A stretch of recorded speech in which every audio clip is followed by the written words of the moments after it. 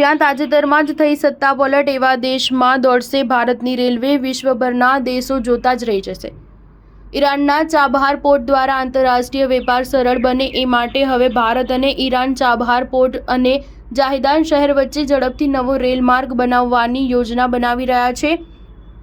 આ રેલમાર્ગ દ્વારા વ્યૂહાત્મક રીતે મહત્વપૂર્ણ ઈરાની ચાબહાર બંદરને આંતરરાષ્ટ્રીય ઉત્તર-દક્ષિણ પરિવહન કોરિડોરનું પ્રવેશદ્વાર બની જશે।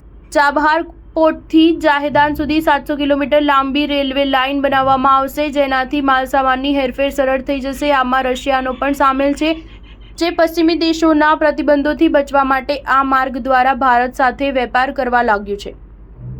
આ કોરિડોર બનવાથી અફઘાનિસ્તાનનો અરબ મહાસાગર સાથે સીધો સંપર્ક થઈ જશે અને તેની પાકિસ્તાનના કરાચી બંદર પરથી નિર્ભરતા ખાતા થઈ જશે।